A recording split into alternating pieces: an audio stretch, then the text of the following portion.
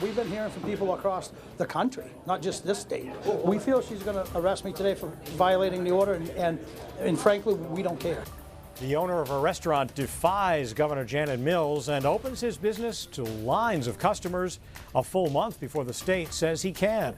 And apparently the state has come down hard on him.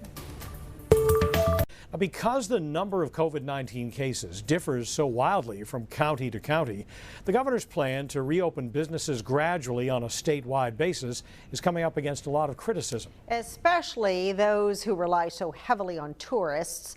One such business, a restaurant, opened a full month before it is supposed to, and it drew a crowd. News Center Maine's Hannah Deneen reports from Bethel. We just defied the governor's order and we opened up. Owner Rick Savage has opened the doors of Sunday River Brewing Company. We were told May 1st and we got ready for that, and last week, right before, the beginning of the week, she changed it and we just said we can't do it. People need to be opened up. Restaurants are part of the second wave of the governor's plan to slowly reopen the state, which means this restaurant should not be open until June 1st. In spite of that order, these people, most of them not wearing face masks, came from across the state and beyond to express their support. You can't keep people cooped up. This is America. We need to be free. What is there to be afraid of? I don't fear the flu. I don't want to get it. I don't want to get this. But no, we've had it. Enough is enough. It's unclear how or if law enforcement will react to the defiance of the governor's orders. As for Savage, he says he's prepared for fallout. We feel she's going to arrest me today for violating the order, and frankly, we don't care. In Bethel, Hannah Deneen, News Center, Maine. Now, just minutes ago, Hannah learned from Rick Savage that state agents came to Sunday River Brewery and pulled the licenses he needs to operate. Savage says he's going to keep the business open in defiance of getting those licenses pulled.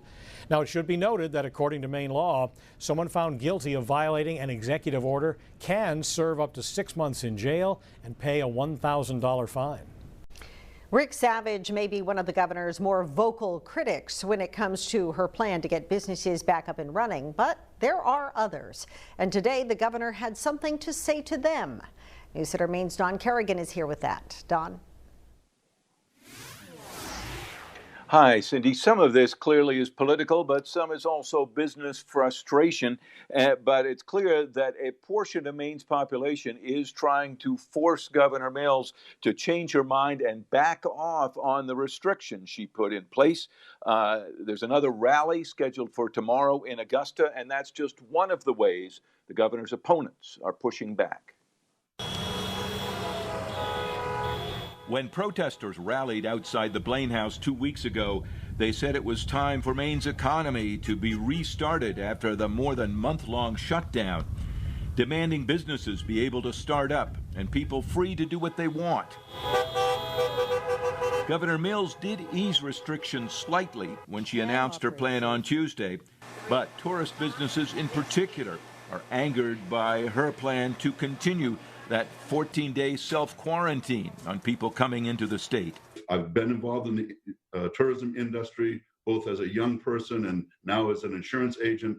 And I have people who are frightened to death that their life and livelihoods are going to be gone. State Senator Robert Foley from Wells says he was so frustrated that he fired off a letter to the governor yesterday and posted it on Facebook, highly critical of Mills, suggesting a special session of the legislature, which he admits is not likely.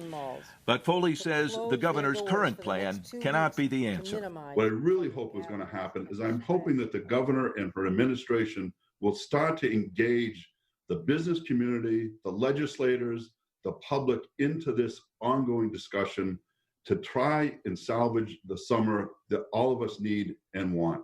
To shut down Maine's economy for the summer will devastate this state beyond years. The issue has also become part of the Republican primary for Congress in the 2nd District. Candidate Dale Crafts posted a message Thursday saying he and some business owners are talking about filing a class action lawsuit to block the governor's plan. I don't really want to even see that happen, Don.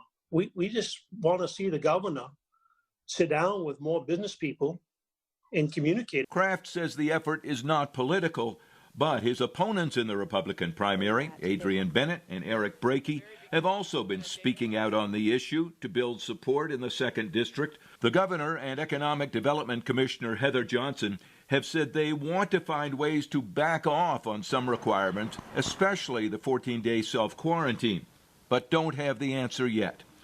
All of this building pressure on Governor Mills to change her plan, even as some Maine businesses have begun to reopen. And at Friday's briefing, Governor Mills defended her decisions as necessary to fight the pandemic. With every order I've issued, every action I've taken, I have thought long and hard about how Maine people and Maine businesses will be impacted. These are some of the most difficult decisions any governor has ever had to make, in consultation, of course, with the people and the businesses affected, but always with the public health as our first priority. Protesters are expected to show up at the Blaine House Saturday with different ideas. Now, among other issues, the Mills administration has said it is still considering whether there can be a way to allow some of those northern rural counties with few cases to reopen sooner, but no decisions on that yet. Cindy, back to you. The economic ripples of the stay-at-home order continue to claim victims. The latest, a manufacturer in Scarborough that makes parts for the now decimated airline industry. Whitcraft Group says it has laid off the majority of its staff and it's in the process of shutting down. 125 people have been let go so far. Most had been on furlough for the past month. Whitcraft specializes in aircraft engine components and had planned to expand before the pandemic hit, but the airlines have canceled future orders because so few people are flying.